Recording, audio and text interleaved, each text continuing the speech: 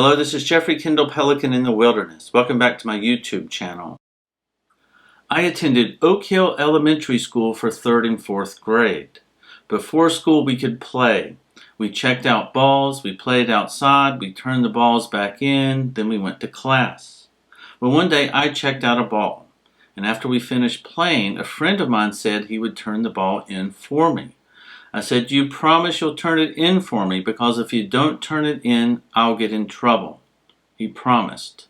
So I gave him the ball and I went to class. A few minutes after class started, I was pulled out of class because my ball had not been turned in. I explained the situation. I said, "We need to talk to that kid and we need to talk to the person who is responsible for checking the balls back in." Nothing I said made a difference. I was in trouble. I insisted that it was not my fault. Well, that went nowhere. So eventually I was sent down to my mom. My mom was a kindergarten teacher at the school. The kindergarten was at a white house a couple hundred yards from the school building. So I had to walk alone from the school building down to my mom's kindergarten. Well, about halfway between those two places, I thought, I'm getting punished at school. If I tell my mom I'm going to get punished there, I was in no man's land. I turned aside and into the woods. I spent all day in the woods.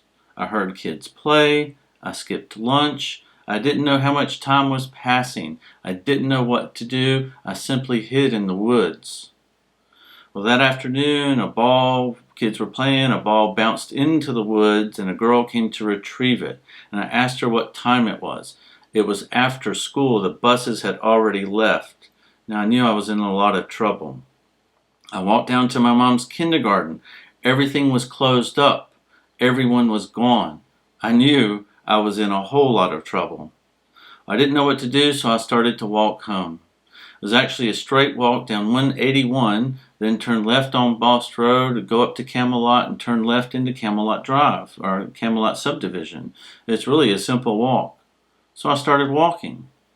Well, I was hungry and thirsty. It was hot. I hadn't eaten lunch. I hadn't drunk water in a long time. I found bottles beside the roadway.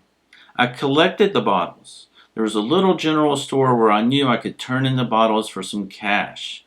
But we're talking 5 cents a bottle. I collected an armload of bottles, and I turned them in, and I got some money. I used that money to buy some crackers. There was a water fountain there. I drank water. I thought I was pretty clever and pretty enterprising, surviving as an 8-year-old kid on this long walk. It felt like 10 miles to me. It was actually only about 3.5 miles.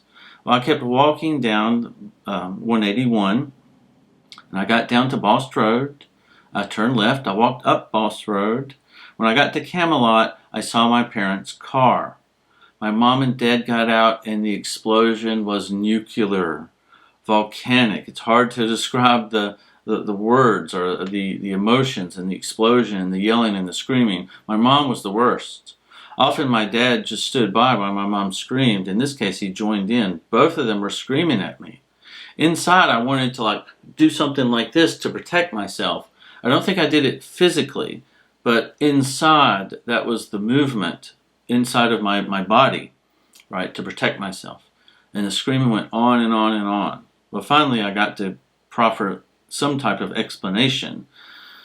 I'm not sure if it made much of a difference, but later that evening, they decided to take me out to eat as an apology for the screaming and the yelling. As I sat in the car as we drove, I didn't want to be there. I stared out the window thinking I wanted to be somewhere else. At the restaurant, I sat there and I was polite, painfully polite. I answered when I was addressed, but I didn't offer anything. I didn't want to be there. I didn't want to be with them. When we finally got back to the house, I spent a little time with them. It was pro forma, just polite niceties, just to make an appearance, to make it look good, but I didn't want to be with them. Finally, when I thought I can go to my room and escape without repercussions, I excused myself and I went to my room. I closed my door. But that was such a meaningless form of protection. But I had to hide. I couldn't be with them. It was too painful. I was too hurt. I needed to close the door and hide in the darkness. If you think we should speak up about abuse, please subscribe to my channel and support my efforts. If you think my stories will help someone, please like my video, comment on it, and share it.